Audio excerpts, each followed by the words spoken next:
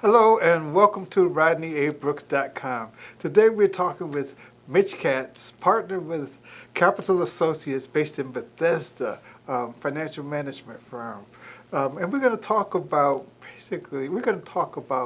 the market, what you need to invest in, and also withdrawing from your retirement savings. So let's start out with a good question.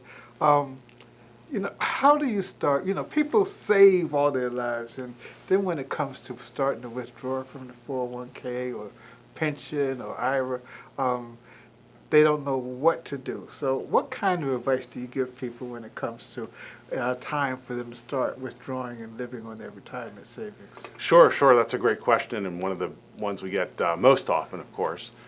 Believe it or not, there's a big difference between your accumulation phase and your distribution phase. And volatility plays a big part of it. So we have lots of charts and graphs in what we do. And ultimately, you can see on the graph that if you have volatility in your portfolio, when you withdraw, you're actually going to run out of money a lot quicker. And the whole goal is to obviously not outlive your money, right? That's the number one rule in wealth management. Don't outlive your money. And so the first thing you want to do is make sure that your allocation, your portfolio is built right. You want to have the right allocation. You want to have the right recipe.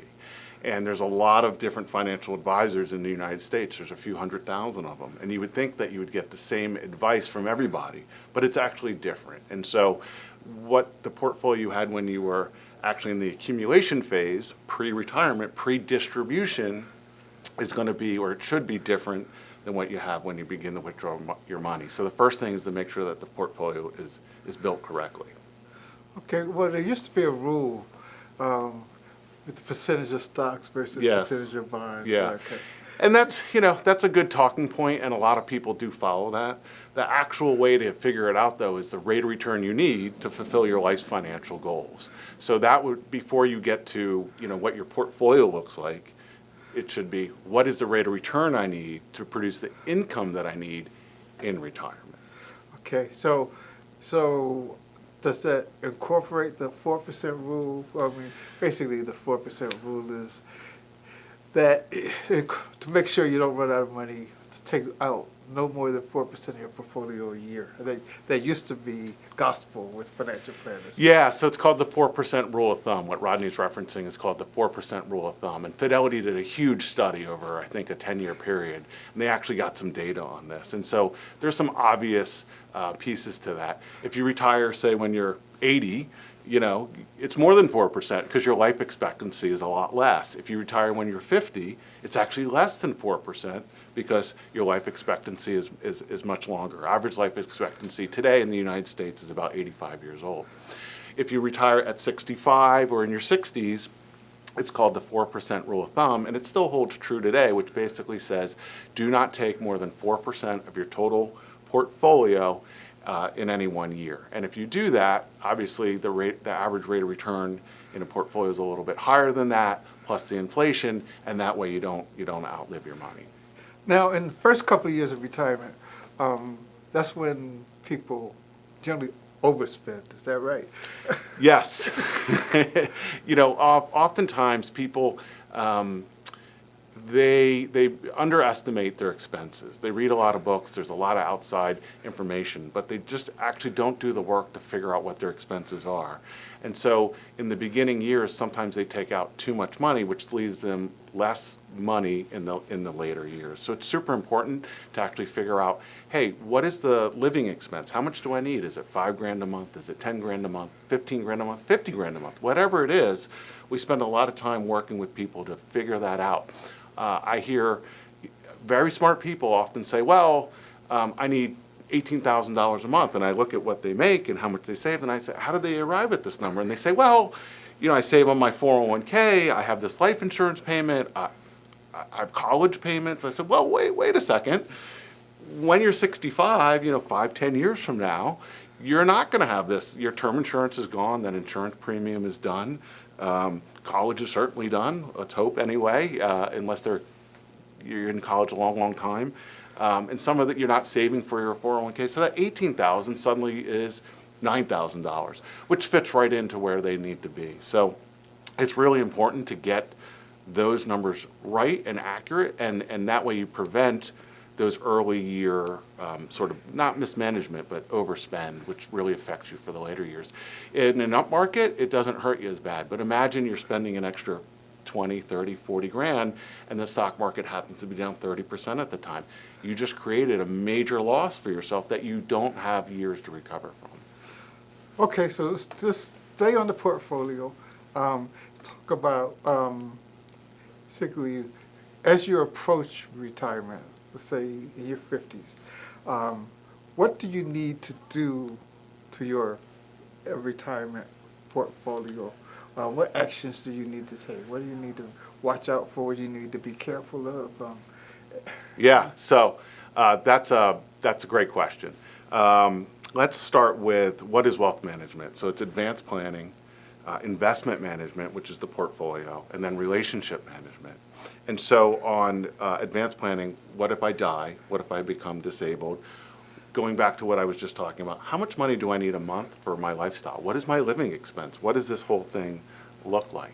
So you got to figure out what that number actually is and what all the other inputs are into the advanced planning, the financial plan. Then once you have that, you're going to figure out, hey, I need a certain rate of return to fulfill this financial plan. The goal is to not outlive your money, right? And so you're going to apply that to the investment management piece of it. The goal is to get the rate of return you need with the least amount of risk, right? Least amount of risk is key. And then finally, the relationship management. I'm going to be extreme here. It doesn't matter if you get a 2% rate of return or a 20% rate of return if you die at 52 and the money is left to your family completely unprotected. Or going out the other way, you die at life expectancy at 85, and again, you leave a mess behind for those you love because the money, again, is not protected. It's not left behind the way it's supposed to. Your wishes aren't implemented. You sort of leave the money to wherever. It doesn't get done. It happens all the time, by the way. Lots of famous people die without wills. Prince is one of them. The other one in the news recently is, back in the news, is James Gandolfini from The Sopranos. Lots of wealthy, rich, and famous people pass away without wills, and it's a huge problem. And so those are the things you really need to do. It starts with how much money do I need per month, and then you were able to build the portfolio to meet that objective and meet that goal. Okay, so let's talk about estate planning for a bit, and recognizing that you are an attorney. So do you work with estate attorneys and, generally the team we hear the most, you need a tax attorney, an estate attorney, and a financial planner. Okay, so do you work with those two other people on many of your portfolios and your financial plans for your clients? Yes, so great question again, and I'm a sports guy, so I always make the same reference, which is Michael Jordan didn't win anything without Phil Jackson and Scottie Pippen.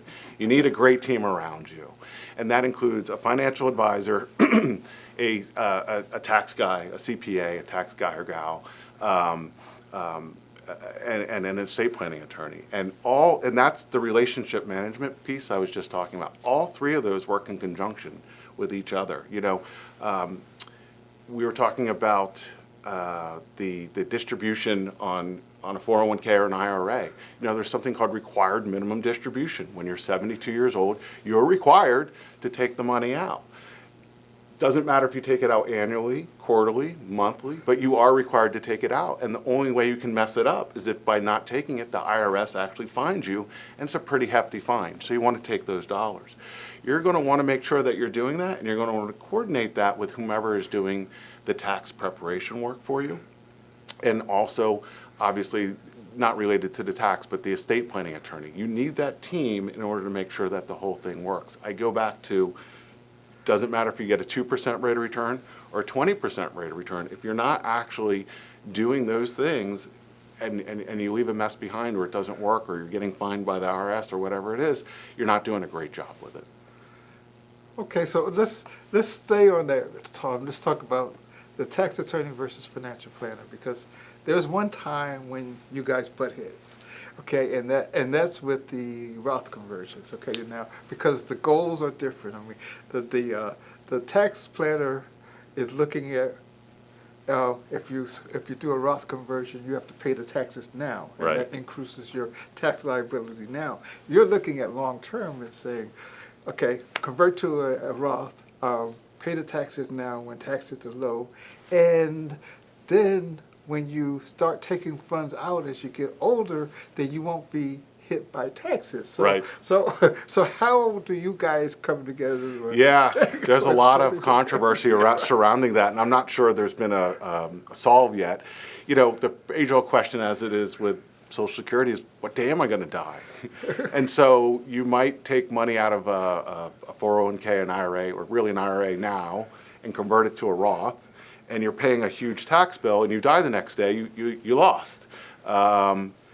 You live long time, you might win. So, you know, each situation is different. You know, the planning's getting more sophisticated. They're coming out with more and more software that says, hey, let's do a little bit of this each year as your situation evolves and develops. So actually what we're seeing now is sort of a mixture of, instead of doing it all at once, doing pieces of it each year, which is a little bit more work for the CPA, it's a little bit more work for the financial advisor, but I think that's the happy medium people are looking for, and the software really does it for us. So, you know, it's not a big challenge as it was when these rules first came out.